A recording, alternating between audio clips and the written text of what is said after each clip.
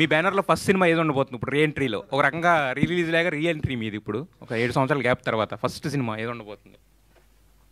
ఒక్క 20 డేస్లో 1 మంత్లో అనౌన్స్ చేస్తాను. ఎందుకంటే ఒకసారి నోటుగుండ వచ్చి నాకు వెనక్కి వెళ్ళకూడదు పని, తప్పైపోతాం. అది ఒక నోటుగుండ బయటకు వచ్చిందంటే దానికి కట్టుబడి ఉండాలి. కాబట్టి బ్లాక్ బాస్టర్ సినిమాలు తీస్తా, వరుస పెట్టి సినిమాలు తీస్తా. సినిమానే జీవితం. Wish you all the best అండి.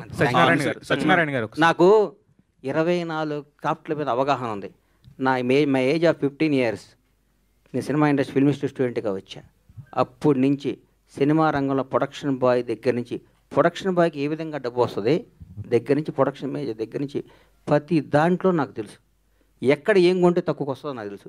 ఎక్కడ ఏ సీన్, నేను డైరెక్టర్ గారు చెప్పాను, అన్న ఇవాళ ఈ సీన్ కాదన్నా, నా మాటినన్నా అనేవాడిని. నేను అనేవాడు, నాకు తెలుసు అన్న ఇవాళ ఈ సీన్ కాదు. No doubt.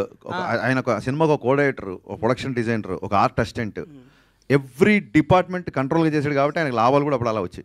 ఎందుకంటే సినిమాకి CEO ఉంటారు సార్, సినిమాకి నిర్మాత రామానాయుడు గారు ఆదర్శం నాకు.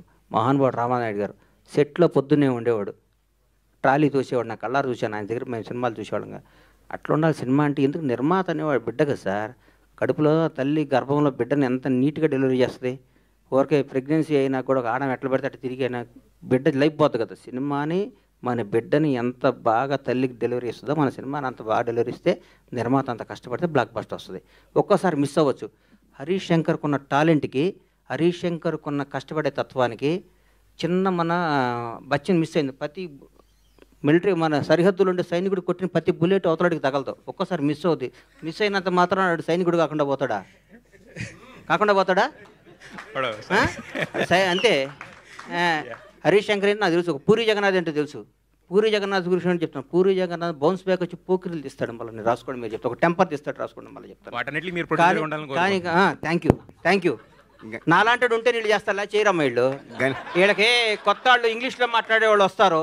సార్ యాక్చువల్లీ తీస్తానంగానే మా తెలుగు మర్చిపోయి ఇంగ్లీష్ మాట్లాడే తపనలో ఫ్లాపులు తీస్తారు వీళ్ళు. నాలాంటి కసి ఉన్నాడిని నమ్ముకోండి, నాలాంటి తపన ఉన్నాడిని నమ్ముకోండి, బ్లాక్ బస్టర్ సినిమాలు తీయండి. గణేష్ మీరు వేణుస్వామి కంటే మీరే జ్యోతిష్యం బాగా చెప్తున్నారు సార్. అందరూ బాగుండాలి, అందులో మనం ఉండాలి. వదిలే గణేష్ గారు మీరు ఇచ్చిన భరోసాకి హరీష్ శంకర్ గారి మొహంలో చాలా తర్వాత మాకు ఒక సక్సెస్. హరీష్ శంకర్ అనే డైమండ్ సార్. నల్ల లైట్ అయితే నల్లగా ఉంటుంది, తెల్ల లైట్ అయితే వెలిగిపోతాయి. ఆ డైమండ్ని ఎట్టేస్తానో చూపిస్తాను మీకు, నేను చూసుకోండి మీరు. All the best.